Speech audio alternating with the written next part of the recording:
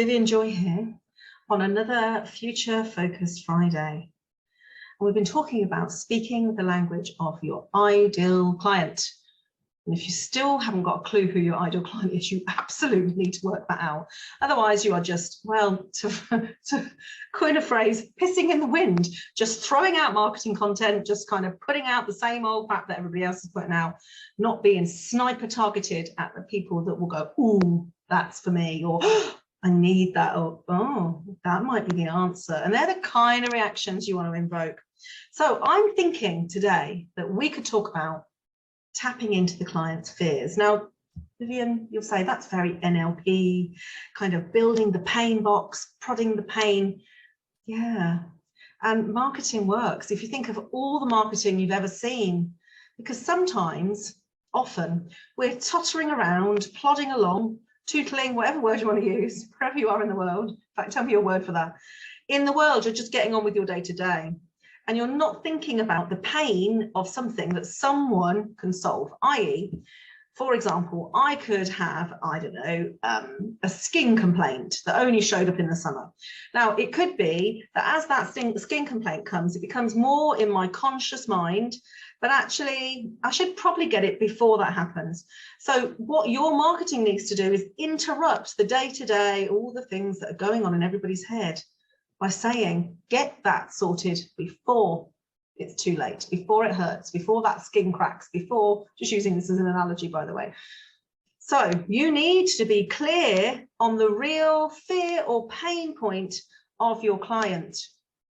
You'll hear me talk about this until I'm blue in the face.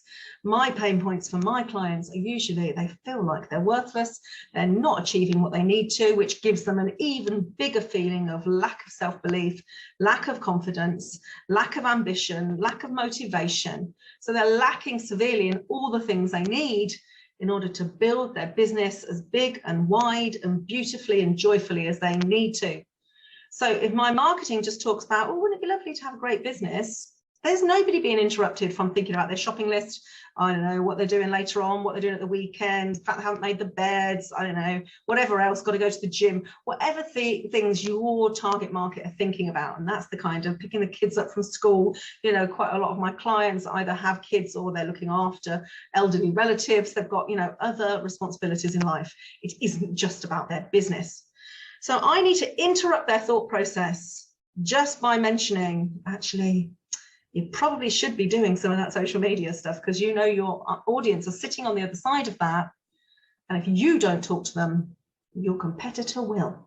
Now, if I say that kind of thing, the pain is, ooh, fear of missing out, fear of missing opportunities, fear of not being visible, fear of not being present, fear of that client that possibly would have spent money going and spending it with somebody else.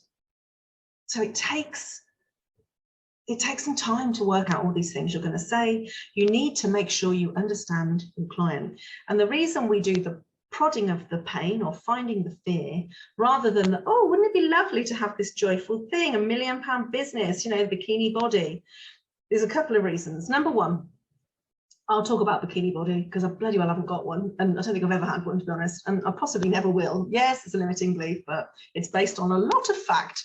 So if somebody comes up to me and says, oh, you could have a bikini body and be a size 10 by the end of the year, my brain, no, I'm too busy over here scoffing cakes and chocolates and self-sabotaging, getting into my size 20. So for me, that promise is way too far away from where I am. It's like 1,000,000 miles away. If someone said, actually, you could feel better about yourself and stop eating all that crap and actually just get a little bit of control by doing X, aha, now I'm moving closer, but not too far away from where I am. So I hope this makes sense. If people are over here and you're trying to get them here, you need to help them understand how that's going to happen, because otherwise they're just like, never going to happen, never going to have that bikini body. But actually, if we're doing some small step stuff, then it becomes easier. Now, that's moving towards the pleasure. But as you heard, I still had some moving away from the pain of not feeling fat, not feeling like you're out of control, because we'll do anything. The human mind is conditioned to do anything to move away from pain. And not many people, unless they really have got all their pain things sorted out, are in a position to move towards pleasure.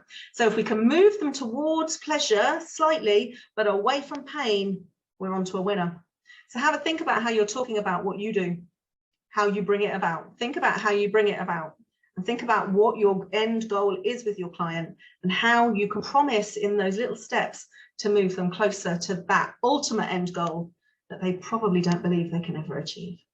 If I say to you, you can have £1 million business, if I say to some of you even, you can consistently earn 5k a month. If I say you can consistently earn 10k a month, you'll say, Vivian, I've had, £500 this month, I had £300 last month. Yes, I did do 3k one month, but it was like this magical mystery unicorn month. You don't believe me. So if I can say we can systematically bring in money and start to build on that, you start to understand what the business building in the academy and my mastermind are all about. Okay, hope this makes sense to you. Hope it's helped you. Have a think about it. What if you could tap into those client fears and just change their feeling and move them towards the end result? Interesting, isn't it?